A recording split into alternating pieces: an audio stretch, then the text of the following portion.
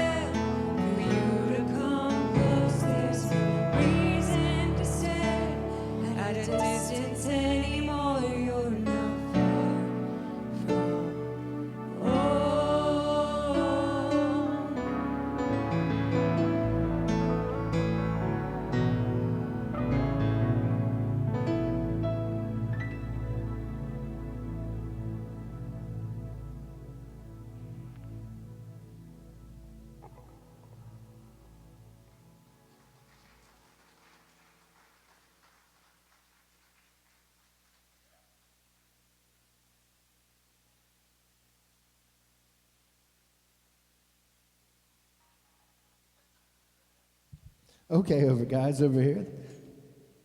How's everybody doing tonight? Yeah, I could just feel so strongly, man. I know, because I know how hard this thing called recovery is, man. Even I'm 8 years sober, and I even have those tough days where I'm just like, man, you know. Ryan Bastress had an amazing word over the weekend, and I was kind of like getting to that. You know, I was thinking about how You know, Ryan was talking about we have to linger in God's presence. We have to wait on the Lord, right? And what it made me think about was how in recovery, how we have to, you know, we got to do things we don't want to do. You know, to be successful in recovery, we got to work steps. We got to have a curfew. We got to get papers signed.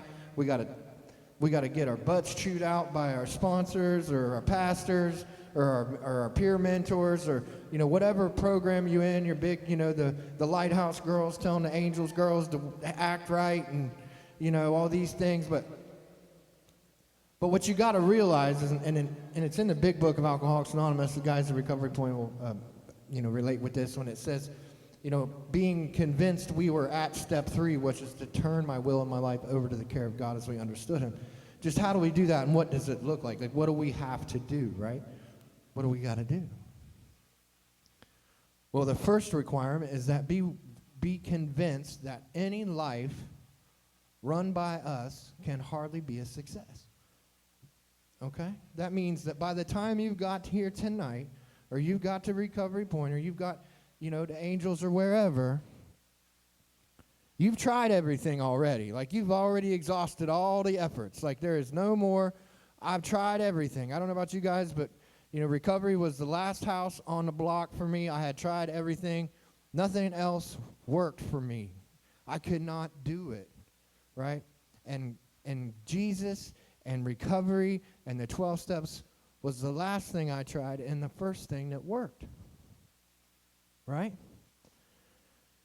And to wait on the Lord, it's easier to wait on the Lord when you are convinced that you can never go back, that, like, I don't even need to go touch anything. If I leave the house, I'm just going to get in trouble, right? I'm going to mess this up really bad if I don't just stay here and stay put and just sit on my hands and be like, and wait on the Lord, right? I promise you, there's going to be hard days. The storms are going to come. We were talking about being blessed, being grateful for those struggles, because if you can embrace the struggles, embrace the hard days, embrace that, know that goodness is coming, that God has a big plan for your life, and his blessings upon blessings upon blessings, but you got to work for it, and you got to wait.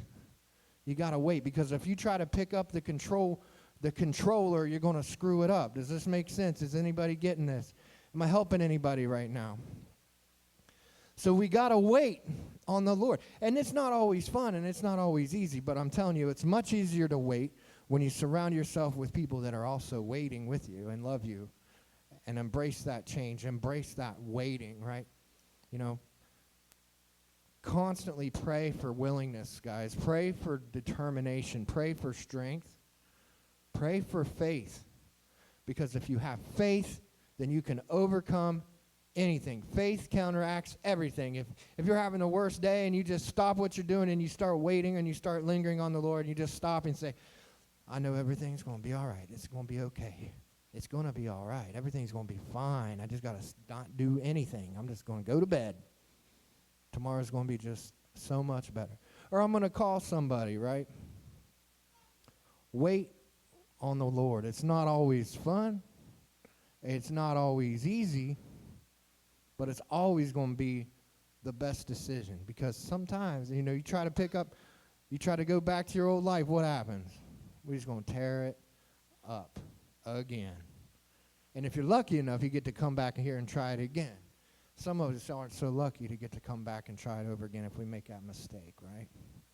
So stay right here and then tonight in this house with your people, with your family, with your brothers, with your sisters, and just stay here and wait on the Lord. Amen? It's by far the hardest thing I've ever done. You know, you can ask anybody. 8 years ago, I was a complete and utter train wreck. Real bad. Real bad. But I waited, man. I sat in sober living, and I just sat there, and I took suggestions, and I did things I didn't want to do. And, man, it got better. It got better. I started making more money. I started leveling up. I started getting more and more God, more everything, more blessings, and it just keeps going. My life just keeps getting better and better and better. All because I got sober. All because I decided to wait. All right? Amen. I forgot to do the announcements, Tiffany. I'm so sorry. And I forgot the video. I just went in. We have a video, and I have some announcements, and then we'll get to our testimonies tonight. Brittany, roll that. The video, yes.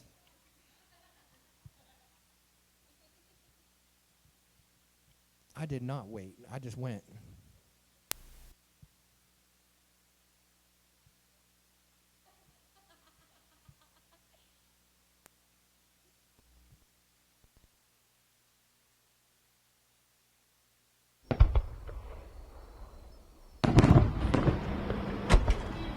Guys, I'm so excited. What are you excited about? Patriotic Day at the Reach. Oh, yeah. It's going to be so much fun. Wait, don't say nothing. Luke's coming. Hi, Luke. What you guys talking about? Nothing. You guys are talking about Patriotic How do you Day, always weren't you? know? You always know, Luke. Now it's gonna be crazy. It's going to be fun, though. Yeah. Okay. Yeah. Try to beat my outfit. I challenge you. Patriotic Day, July 2nd, both services at the Reach United.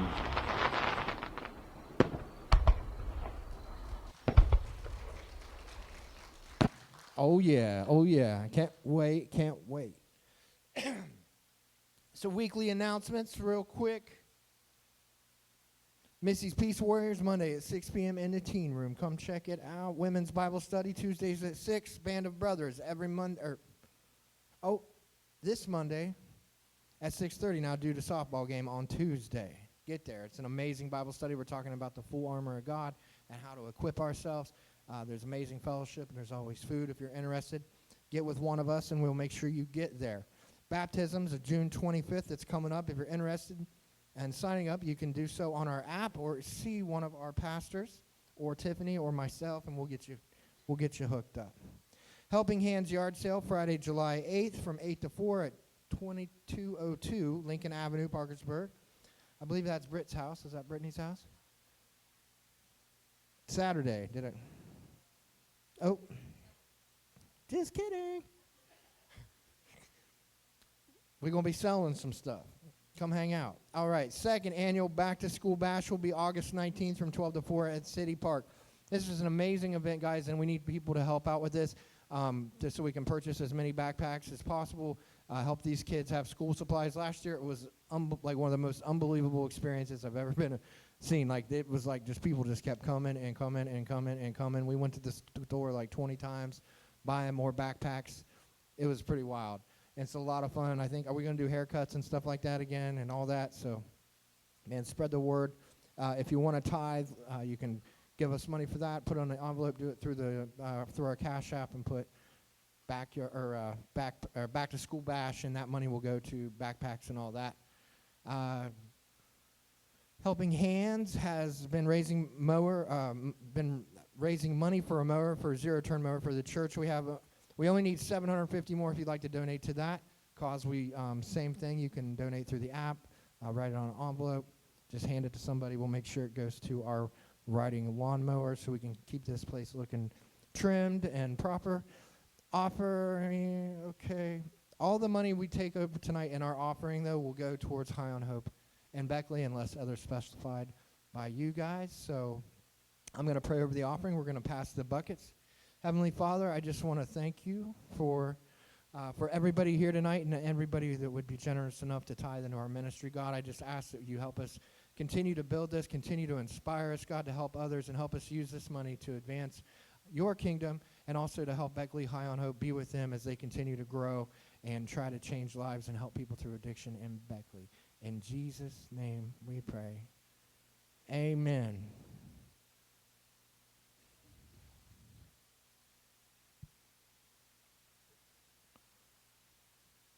Is Luke here? Is Luke here tonight? He's at drill? All right, so Luke's not here, but we're going to sing Luke happy birthday all together. Alex Victory, get up here and help me do this thing for Luke. We love Luke and his heart for this ministry. He's 25 years old today. Give it up for Luke. We love you, brother. Happy birthday to you. Happy birthday to you. Happy birthday to you. Happy birthday to you. We love you, Luke. All right.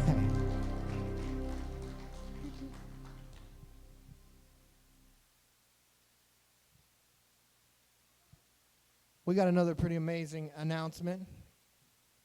This beautiful lady right here is celebrating 1 year of sobriety. Give it up for Shay.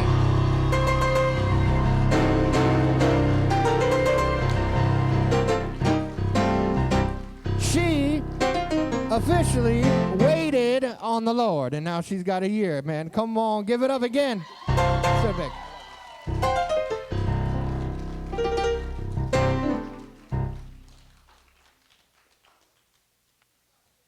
Give it up for Shay.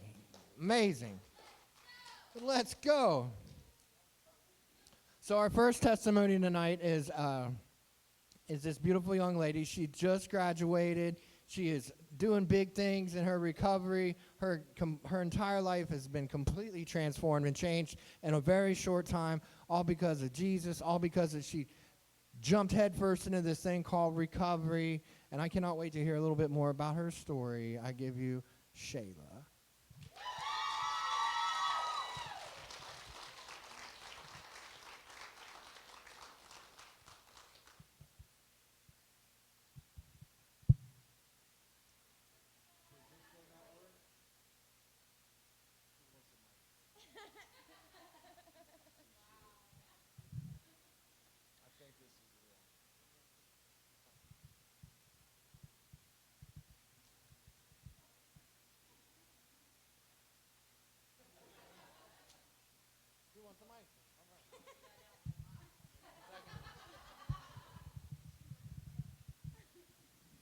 I didn't know it was going to be this difficult. Y'all going to be waiting on the Lord a little bit longer here. Hold on.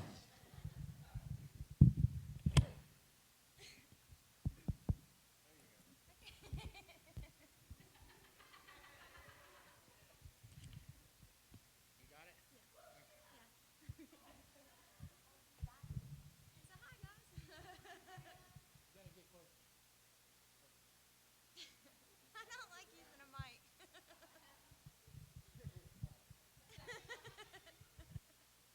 Okay, so my testimony started. Is that better? Is it better? I feel like y'all can hear me. What do I do? Okay, so I'm from Work County. I grew up in a church I got 5 brothers, and my childhood wasn't really that bad, honestly. But when I turned 15, I ended up finding out my real dad wasn't my dad. And that kind of, like confused my identity, I guess, because I felt like everything I knew wasn't what it was. And then my mom left when I was 15 and left me and my brother. So I had to kind of step up and take on the role of the mom and get my brothers ready for school, make sure they had their medicine, make sure we had dinner, because my dad worked all the time. And then my older brothers moved out, and the one ended up selling drugs. So I kind of followed in his footsteps because I wanted to be cool. I wanted to fit in with my brother. I just wanted to fit in and be able to be around. So, let's see. When I was 17, I ended up getting pregnant my senior year in high school, and well, before that, when my mom left, I ended up getting kicked out of my dad's. and they sent me to live with my mom, and at the time we really didn't get along. So she took me to my real dad's mom's house, and that was probably the first time I've met her, except for when I was like a year old, so like anything I could recall. That was the first time I met her, so I ended up moving in with strangers at the time to me. So started smoking weed, messing with pain pills. Actually started messing with heroin too, a senior in high school. And then I found out I was pregnant for my oldest son, Danny, and quit using heroin, quit using weed, because they were still doing studies on it, and I was just real nervous about it, like every time I found out I was pregnant, I quit using drugs, period. Like, I felt bad. And, stop. Sorry. I laugh when I'm nervous. And then, so I lived with my real dad's mom, and eventually I ended up getting pretty close with him. I never seen my mom. There was like one time my senior year, and it was, she dropped off a phone card to me onto my grandma's front porch. And, we just didn't talk. We didn't really have a good relationship up until right before she left my dad. We started talking and became friends, and then she just left. I don't know. We didn't know where she went. So, yeah. So I find out I'm pregnant while I'm living with my grandma, and I call my dad, and I start crying, and I beg him to move back in with him, because me and my stepmom ended up getting in an argument is what got me kicked out. And at the time, she wasn't my stepmom. She was just his girlfriend. So they let me move back in to finish my senior year because my mom was going to make me drop out of high school. And I had a 3.8 accumulative, and I played sports. So I was in all honors classes, had a ride to college, a couple colleges, art school. Like, I wanted to be a sports medicine doctor, and I was going to go to West Virginia State University to do that, but then I found out I was pregnant, so I decided to stay home to be able to like adjust, and that way my dad and them can help me figure out the whole mom thing. So I moved back in with my dad and ended up graduating South. A couple days after I had Danny, he was actually at my graduation, which I thought was pretty cool. And then I get my first apartment, and that's when my brother Robert started like really picking up like selling drugs and stuff. I used to watch his oldest daughter, her name's Rosa. I used to watch her and Danny because the relationship I was in at the time really was bad. All he wanted to do was, his brother was still in high school, so all he wanted to do was party with his little brother and drink, and I ain't ever been about drinking. So I had to figure out everything on my own. He didn't really help me take care of Danny. He just kind of got drunk, would come home, falling over in the doorway. And I don't like, I don't want that stuff around my kid. I don't want that in my life. So I ended up making him leave. And his dad was sheriff and magistrate in Wirt County for 23 years. And at the time, I'm pretty sure I was 23, yeah.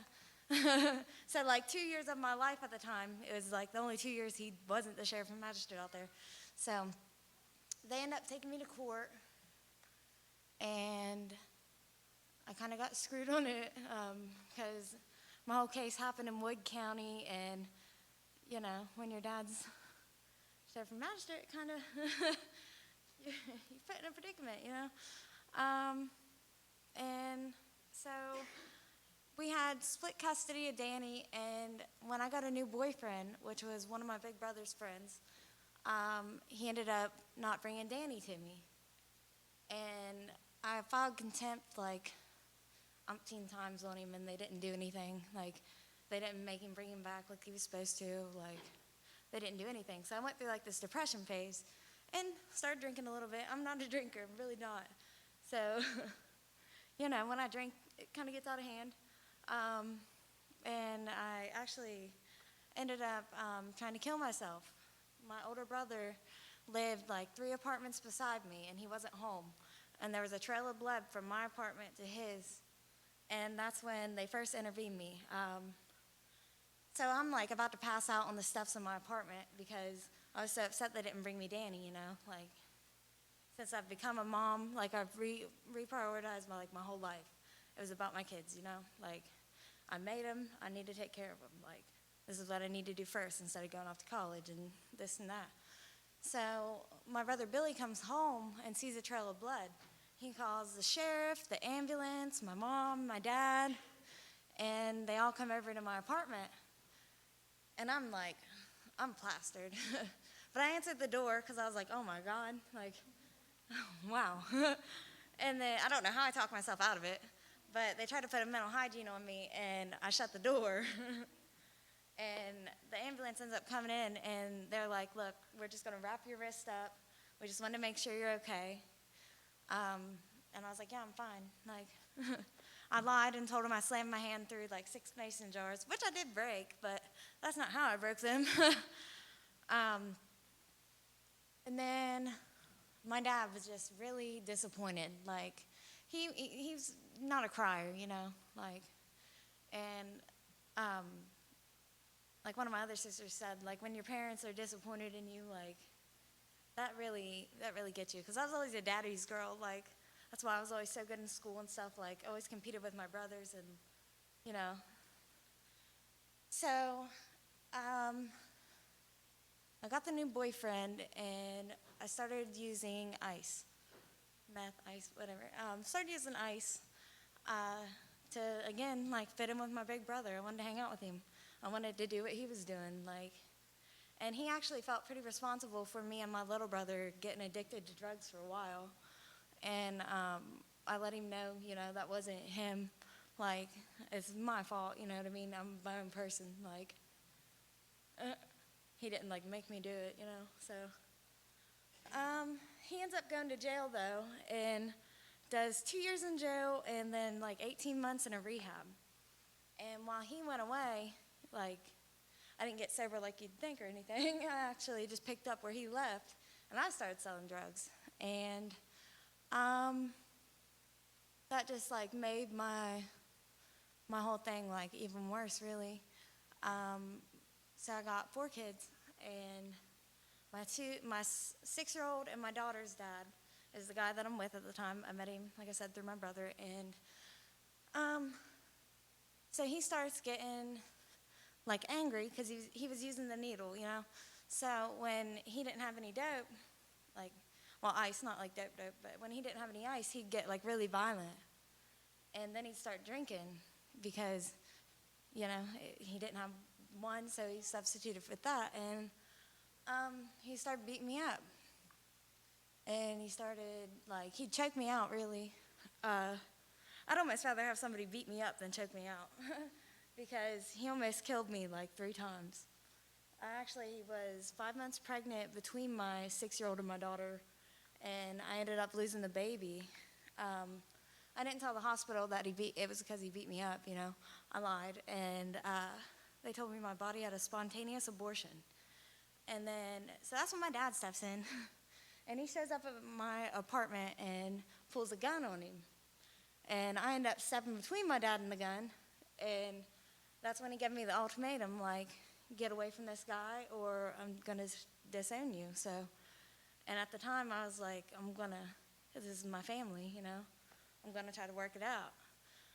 Well, later on, that ended up costing me my kids. See, me staying with him, the state said that it put them in danger. And I was really mad at my mom for a really long time about it because I made it up until the hearing before the last of getting finally sole custody of Danny because I proved paternity, and custody of Matthew. His dad went on the run because right after I had him, he was like 3 months old, and we decided to drink. Like, it was the first time we did anything since I had the baby, so I was like, whatever, yeah, I'll drink. I drank a half of 4 Loco to 3 of his, and he ended up beating me up in front of a whole trailer park full of people. And the only one brave enough to do anything was this 15-year-old girl whose dad wasn't home. She called the cops, and I was beat up pretty bad. So I waited for the cops to get there. They escort me up to get my son, and then they take me back to my house. And even though my son wasn't, like, he wasn't present, because it was the first time I got a babysitter ever. Like, I just wasn't about the babysitting thing. Like, so the first time I ever decided to get a babysitter, his grandma lived 2 houses up from me. And, well, I wouldn't tell him where Matt was, because I didn't know. Even if I did know, I probably wasn't going to say anything. But I didn't tell him where he went. I didn't know. He took off through a field. And I ended up getting beat up by the cop that night, too. They take me to the hospital, and that's actually when I found out I was pregnant for that other baby.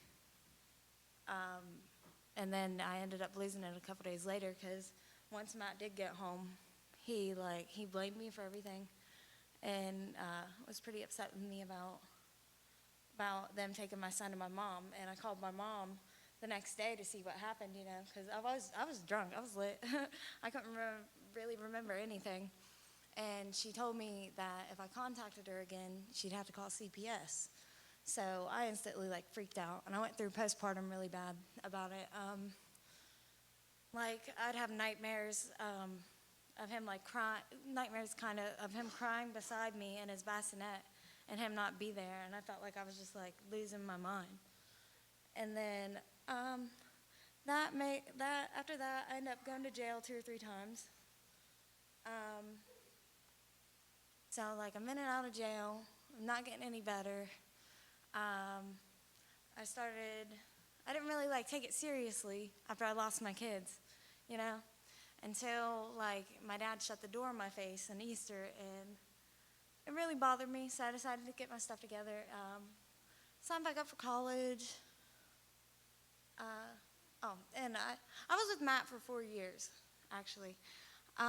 So I put up with a lot of that for a while, which I can understand why my dad would give me that ultimatum, I was letting him do it at that point. And we moved to Ohio. It just got worse. They treated me like a dog. I wasn't even allowed inside because I made his grandpa mad. I ran their store. I come back. I moved back in with my dad. He sent my sister up to get me because they were treating me so bad. Move in with my dad and find out I'm pregnant with my daughter. Just when I thought I was leaving everything and, just going to restart at home, try to get Danny, found out I'm pregnant again. So I'm like, oh man. So I didn't tell anybody for a minute. And honestly, it's really sad to say, but I really didn't want her. I didn't want to be pregnant, you know what I mean?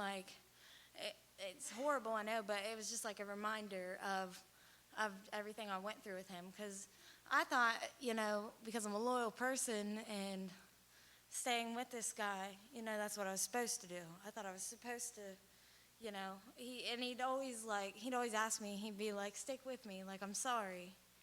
And the abuse from him was so bad. Not only did he almost kill me, but he mentally abused me really bad. I was in the fetal position crying one time, begging him to just quit yelling at me. I couldn't take it anymore. And like I said, that was only if he didn't have ice. So I got into dealing drugs pretty heavy. Really, I did. And so after I come home, I start working at Steak and Shake, trying to I got clean. I got clean for a month or 2 living with my dad. And then I went on a walk with one of my brothers, and he wasn't clean at the time. And my dad he knows my past and stuff, and ends up finding some of my little brother's stuff in his house. And my little brother blamed me, and I let him because that's my baby brother. I could handle myself in the world better than he can, so I took the blame for it and ended up getting kicked out of my dad's. And at that time, I didn't relapse yet, but after that I did, because I felt like I needed to make money. You know what I mean? I didn't have anything, didn't have a place to live. The only way I'd have a place to live is if I had money or drugs, So I went and got drugs. And let's see. So after I get out of jail, I get out in March, and this is the third time, and I finally decide, like, I'm done with doing all that. Like, I just want to be there for my family before, time runs out, And my dad ends up passing away April 23rd, that next month. So, and that was my best friend. I'm the only one out of 7 kids that didn't go to the funeral or the hospital. And I was the baby of the family, and I feel like he was waiting on me. And, it just sucks. It sucks that I didn't get it sooner. I really wanted to get it sooner, and I didn't. So after that, I start using fentanyl because I was renting from my mom. Her boyfriend didn't like me, and they ended up kicking me out and changed the locks to my apartment. Me and my mom got into an argument, actually, and they put a DV order on me.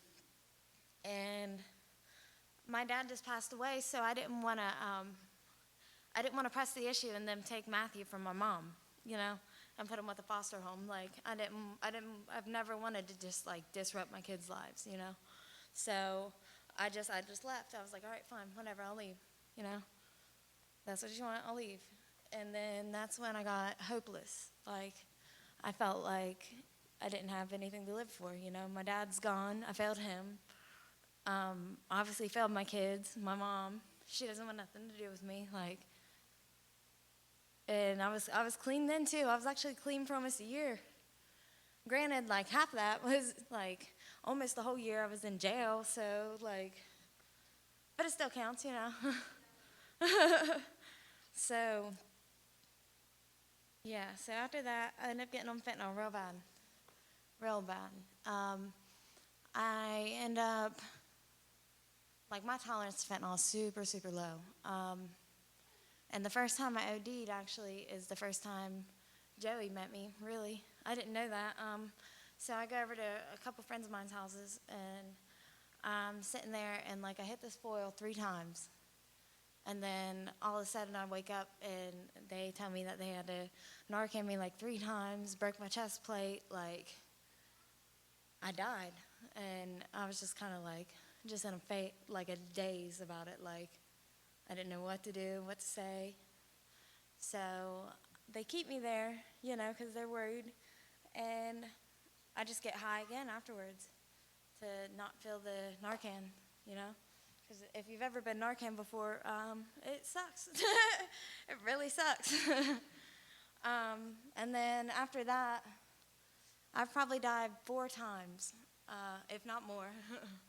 Like, I don't know. I thought I was nodding out, like, but, like, there's been a few times that JoJo's looked at me and, like, told me, like, I quit breathing, like, and I'm like, nah, like, I'm fine, I'm breathing now, so I gotta be good, like, leave me alone, let me get high. It's really not funny. So that's the first time I meet Joey. And then I, like, formally met him at my cousin's house, and we started dating later on. We keep talking, and then he ends up becoming, like, a really big part of my life, honestly. Like, we both kind of relapsed about the same time. And then, I don't know, we just hung out and, like, really never left each other. Not for a very long time. Like, there's been a couple times that, but really, he's probably the first constant I've had in my life for, like, the last 3 years. That no matter what, no matter how crazy I'm being, like, he's got a little bit mad, but he's been there, And I couldn't be more thankful for that. And he's always been, like, a pretty godly guy. Like, when they tell you to find a godly man, that's pretty important for real. Like, while I was pregnant, actually, with my youngest son, Zavante, so I started using fentanyl, and after I had my daughter, I didn't really have like regular periods. So I'm like, whatever, it's just normal. And then I find out I'm 6 months pregnant, and I was like, oh, wow, okay, I'm pregnant again. Surprise, And by then, though, I've already been doing heroin and fentanyl for like almost a year and a half, 2 years, really. I thought it was like a year, but I lost a year somewhere, so it's been like 2 years. And this part is like the hardest part for me because, like I said, I've always been like I'm a really headstrong person. Like every time I've ever found out I was pregnant, no matter what I was doing, I've just been able to quit, like period. Like I've just been able to quit. I don't condone it. Like I used to feel really bad actually after I found out I was pregnant, and because I never knew, we were never, I was never sick, honestly. Like we never went sick. Between the two of us, like we really didn't have to worry about it. So, and then I start getting sick, and we go to the Suboxone clinic because I thought, that was like the one way out. That was like the safe way, If I did that, everything would be okay. They wouldn't take the baby, and then start withdrawing from Suboxone. And I actually met 3 girls that went to the sub clinic that lost their kids, either from just quitting cold turkey, or one, I'm pretty sure lost it because of using Subutex or something. I don't know, something crazy. Like it terrified me. So like I felt so much shame and guilt while I was pregnant. Like it was like I was damned if I do and I'm damned if I don't. Excuse me. But like that's how it felt though, Like if I quit, he could die. If I don't quit, he could die. We both could die. Like, so I really didn't know what to do, honestly. The night I go into labor was at my house. My water broke on my dog's bed. She starts breaking out. Joey, right before that, was like, I really think I should call the ambulance. And I'm like, no, I'm good. I'm fine. Like, I'm going to go take a shower. I'm cool. And I actually end up hitting a foil literally one time. And then like 20 minutes later, I think it put me into labor, really. 20 minutes later, my water breaks on my dog's bed. And I'm like, oh my God. I'm pleading with God. I'm talking to my dad, like, please don't do this to me now. Like, I've done so good, I was trying to wean myself off Suboxone a little bit. Like, I really tried quitting. Like, really, really tried. And I was doing really good, like, the last, like, month or so, right? I just did straight Suboxone, like I didn't do any kind of dope until that night. And then I go into labor so fast, Joey's like trying to drag me to my side while he's on the phone with the ambulance, because I'm like, right before my water breaks, I'm like, okay, I think you should call the ambulance now. And then instantly it like breaks, and I'm like, oh God. Because like all my kids came like pretty fast, really. And he's on the phone with the 911, and they dispatched the ambulance, right? Or fire department. So he drags me to my side because they tell him to make me lay on my left side. I'm like, I can't move, like I'm really having this baby. Like, so he drags me to my side, and then the fire department comes in, and they deliver my baby on my living room floor. Like, it was fast. So then I'm still praying, like thinking, like, okay, since I had him at home, maybe it's gonna be okay. Maybe it's gonna be okay. Leave the placenta at home. Like, we don't need that. Like, but no, it fell out in the ambulance. Can't beat the system, really. Like, I've really tried. I've had it down to a science, and like, something every time. Like, really can't beat it. Kind of upset about it, but it's okay.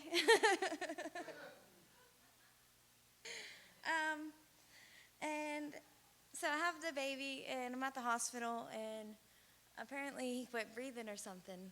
And I didn't know this until like recently, really. Like, he quit breathing. They didn't let me see the baby. They sent him straight up to Charleston, and JoJo went with him. And when he did see him in Charleston, he ended up having a seizure. And I didn't find that out until I went to Angels Harbor. And yeah, it took a toll on me, really. Like, I still feel pretty guilty sometimes, like, honestly. He's got asthma, which runs genetic on my side and his, but, you know, it just makes me feel like just another instance of, like, if I just would have stopped sooner, you know what I mean? If I just would have got it sooner, this would never happen. And I didn't, you know, like, I just didn't. So 2 days later, so while I'm in the hospital, a CPS worker comes and tries to tell me that the baby's going to be put in a foster home, you know. And I feel like, you know, I got lucky that he got put with my daughter, but, you know, I really thought he was going to be able to leave with Joey. Like, I had my heart set on that. And we just went through the ringer with that, honestly. And going to Angels Harbor was probably the best decision I made, honestly. Like, it really was. I had 3 terminations already, you know. Like, I didn't stand a chance. And I knew that. Like, I felt that, and I knew that, like, legally. Like, the one chance I did have, I messed it up by arguing with my mom and getting a DV order on me in the middle of trying to, you know, show that I've changed the circumstance, and then DV order. So I'm like, oh, man, you know. So 2 days later, I end up, like, I fought it, and I really didn't want to go. Really didn't want to go. Really wasn't ready. Not even just because I didn't want to, like, quit doing drugs or whatever. That really wasn't why. I just knew that we were going through a lot, you know, and I didn't want to leave him to deal with it alone because it's scary. It's really scary. It's really hard when you lose your kids, like, and I've had to deal with it by myself since I've been, like, 18 or 21, you know, like, blindly leading myself, like, through it. It's really, really hard. It feels like a death in the family every time you lose them. Like, it sucks, especially when, like, you see people out there that really just don't care whether they got their kids or not. Like, I used to get really upset about it. Like, I'd get pretty violent. Like, I'm a pretty cool person. Like, I'm pretty chill. But I would get really violent about that. Like, it would really make me mad because I've always wanted mine. I've always wanted to be there, you know? Like, and I felt like it wasn't in the cards for me. Like, I don't know, you know? Everybody I cared about always left. Or, like, for some reason, like, I was mad at God. I felt like God ended up taking him out of my life. Like, when my dad died, like, so I gave up. I gave up. My whole pregnancy, yeah, I was scared. But, like, the main reason I was scared was because I knew, you know, I barely stood a chance. Like, I'm going to lose this baby too. Like, and I didn't want to be one of them girls, you know what I mean? Like, I had dreams and, like, goals for my life. I never wanted to be some strung out, you know, some woman with, like, 5 kids that ain't taking care of them, you know. I only got 4, but I just never wanted that. So I just felt like I let everybody down, man. Let myself down, let my family down, like, I just didn't think that stuff was in the cards for me. So I fight going to Angels Harbor. Like, I tried to leave Wi-Fi when Micah was calling me and everything, just to go for a walk. Like, I tried so hard. Like, I didn't want to go. I was going to be like, oh, man, you know, I missed it.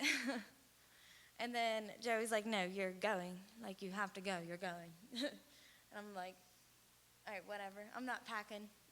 Like, I'm not packing my stuff. I'll pack it tomorrow. And he's like, well, I packed it for you already. And I'm like, oh, of course you did, you know. Sweet, that's great. Thank you. That's awesome.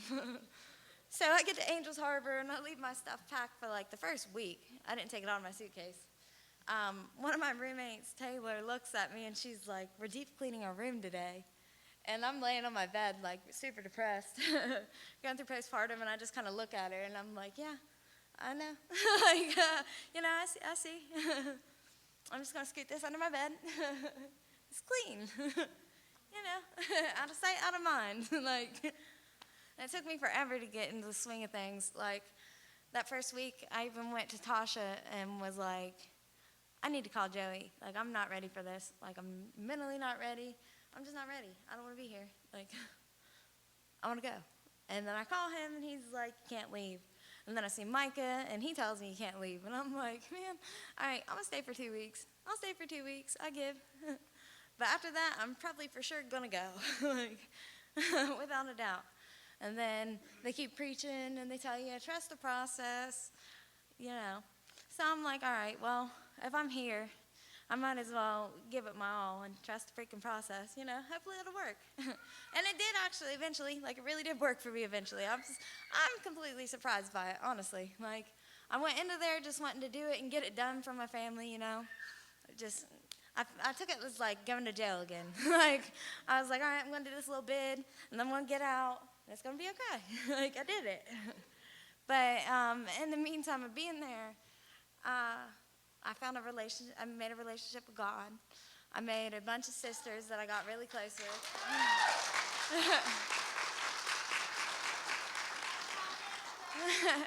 When I first got there, Joey was like, "Oh, you're gonna have all these friends, and you're gonna be trading clothes." And I was like, "Yeah, probably not. I don't think so. You know, I'm probably gonna sleep it off. Really, I'm definitely gonna sleep it off. You know, that didn't happen.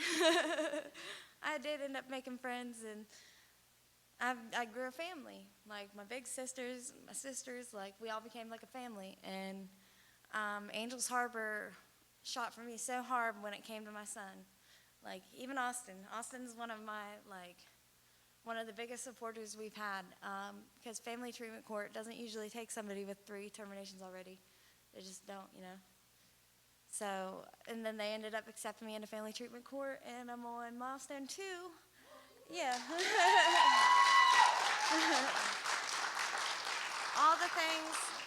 all the things I didn't think were possible are for sure possible and happening for us now. And it can't be anything but God, you know? Like, Joey told me one time he thinks my dad was up there, like, pleading with God to save my life. Because we had a sister come in named Tiffany once and told us about her brother dying. And that really would have been me or my little brother. Probably more so me, honestly. Because my tolerance is really low to fentanyl. Really, really low. So, and I was out to die, honestly. I didn't have anything to live for. And getting that chance at family treatment court, now I do, you know. I get the opportunity I've always wanted. After I get Zvante home, it lets me have a chance to get custody of my other kids, my other 2 sons. My daughter got adopted, but I'm okay with that, you know. They couldn't have kids, so that's all she knows, that's all they know. And I just wasn't in a spot at the time, you know, and I'm able to help them do something they can't, so I'm pretty okay with it, honestly. They're really good people, they're EMSs. So she's gonna have a good life, she's gonna be happy. If she comes and finds me one day, you know, like, I'll try to explain it to her, but with, like, my boys, like, I've always promised them, like, no matter what, I'd be back. And going to Angels Harbor, that gave me, like, the push I needed to, like, from the beginning, I wanted to be there for my family, and at the end, I wanted it for me. Like, I gave everything, I went into it with, like, an open heart and gave it a chance, a real chance, and now everything I thought was impossible is possible. And that's my testimony.